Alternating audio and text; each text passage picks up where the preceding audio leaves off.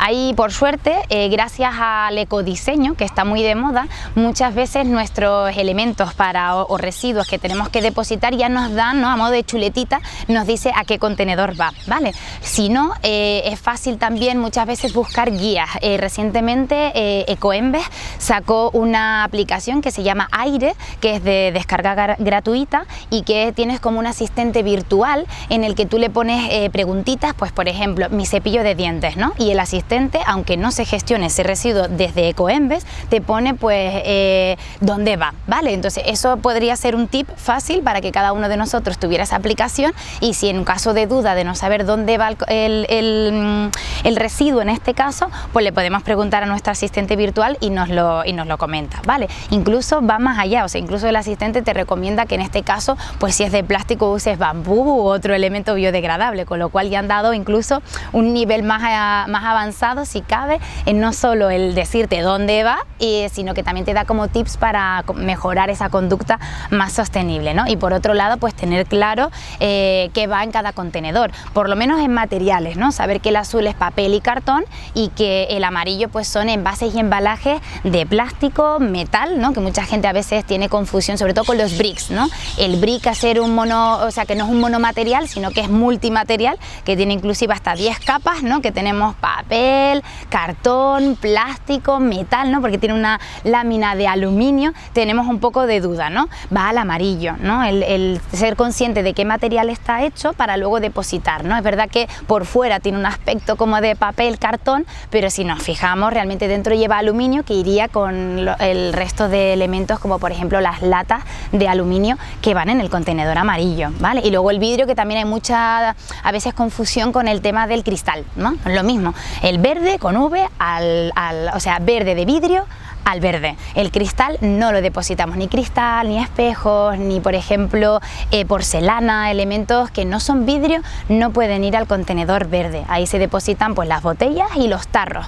A ver, para empezar, yo siempre digo que como nosotros somos los primeros que acopiamos o almacenamos esos residuos, no tienen que estar impolutos en casa, pero sí es verdad que para el tema de olores, insectos y un poco para evitar esos lixiviados o restos de orgánicos en los residuos, es bueno pasarles un agua, ¿no? Pero yo siempre digo una agüita, no les vamos a pasar con el estropajo, jabón y demás, porque al final estamos utilizando un montón de recursos para ese residuo. Entonces, yo lo que siempre, o nosotros lo que siempre solemos recomendar es que incluso a nivel de sanidad, ¿no?, mantengamos los residuos limpios pero no brillantes, con lo cual, y además cabe resaltar que luego esos residuos pasan por un proceso de clasificación, preparación y lavado para su posterior, digamos, empaquetado, ¿no? Que luego el contenedor amarillo, al contener tantos residuos diferentes, pues se van dividiendo, ¿no? Y entonces cada uno, digamos, que se agrupa en función de lo que es, ¿no? Si es por ejemplo, una bandeja, una lata o un brick, cogen caminos distintos. Lo ideal sería que se abrieran para vaciar ese contenido de orgánico, que esperamos que en el futuro pues todos nosotros tengamos un contenedor de orgánica selectiva, ¿no? Que ahí nosotros podremos pues de nuestros desechos orgánicos darles una mejor salida, porque no hay que olvidar que hoy en día en nuestra bolsa de basura la fracción orgánica es casi un 40, entre 30 y un 40% de la totalidad de los residuos que generamos, con lo cual sería interesante pues el que nosotros tuviéramos, aparte de los residuos que ya comúnmente separamos, tener a nuestra disposición en nuestros hogares un sistema para poder separar la orgánica, ¿no? Entonces, en ese caso, y volviendo a la pregunta, sería vaciar digamos, lo que contiene el envase, y luego el envase poderlo separar de acuerdo a los contenedores que tenemos en casa.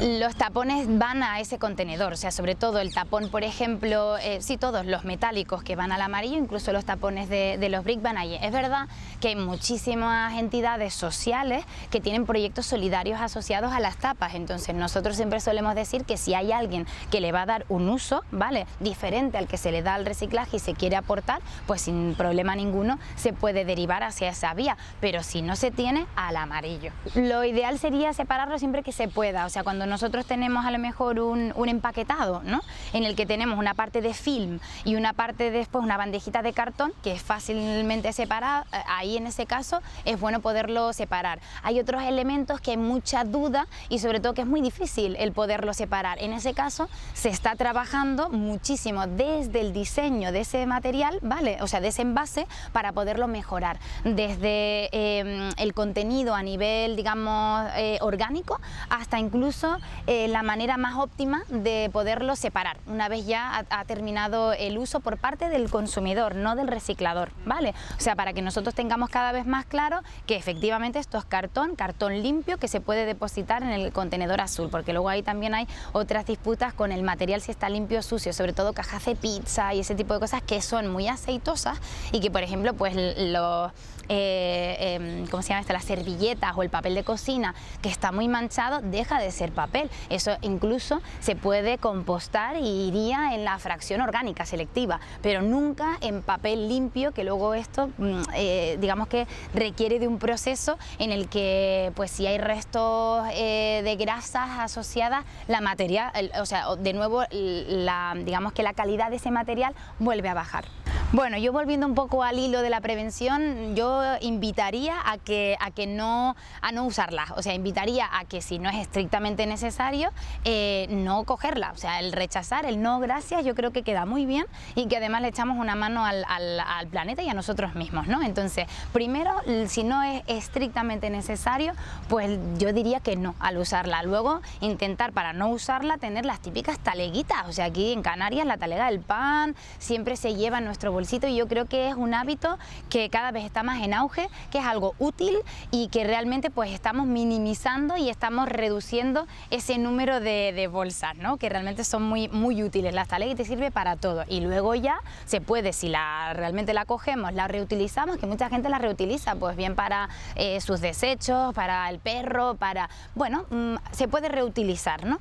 Y luego ya si realmente está estropeada y que efectivamente tiene un agujero o algún tipo de se puede reciclar en el contenedor amarillo, que por eso es de plástico. Ahí iríamos un poco al tema que hemos hablado sobre la recogida de materia orgánica selectiva. En esos casos normalmente las bolsas son biodegradables, que ya les digo, por ejemplo en La Palma, pues ya casi, no la totalidad de la isla, pero en la mayoría de los municipios de la isla de La Palma ya se tienen esa recogida selectiva de orgánica, en lo cual incluso el propio Cabildo distribuye bolsas de fécula de papa o incluso de millo, de otros elementos que son biodegradables, son más finitas, hay que ir más con más cuidado a la hora de quizás acopiar esos residuos, pero que realmente pues no tienen un impacto negativo como serían las de plástico, ¿no? Y que bueno, que realmente pues son importantes porque entran en esa cadena, ¿no?, del compostaje y que de hecho hay que felicitar desde aquí a esa iniciativa porque realmente ha generado una red de maestros composteros, de asociaciones de vecinos, huertos escolares en los centros educativos y que realmente han hecho partícipe a la comunidad del verdadero problema o oportunidad que tenemos con nuestros desperdicios orgánicos. Yo creo que algunos los hemos nombrado, como por ejemplo el brick o por ejemplo estos elementos de papel que son de celulosa efectivamente, pero que no se pueden digamos depositar en el contenedor azul puesto que están manchados. Se me ocurre también por ejemplo pues los pañales o incluso también en algunos elementos que hemos hablado antes de que realmente por mucho que los queramos separar ya están en un nivel pues de contaminación elevada y que no se puede depositar, ¿no? Y si no, pues recurrir a nuestro asistente y él nos lo indica, pero básicamente son para el contenedor verde lo que les he comentado, vasos, copas, todo ese tipo de residuo que es cristal, no es vidrio porque no contiene ni guarda las propiedades del alimento. Yo siempre doy ese truco en el que cuando hay tapa, ¿no?, es porque mantiene y conserva en propiedades intactas el alimento que hay dentro, ¿no? Pero si lo contiene de manera provisional como un vaso o una copa que se echa a perder, eso es cristal, no es vidrio. Entonces ahí hay muchos errores que solemos cometer, ¿no? El bote, por ejemplo, pues de mayonesa o de ketchup de vidrio, totalmente reciclable. Además hay que dar a conocer que tenemos una empresa recicladora en Canarias, que está en Gran Canaria, que además se cierra ese círculo, ¿no?, que hemos hablado antes de la economía circular de una manera pues más cercana, ¿no?, en nuestro territorio fragmentado y ultraperiférico.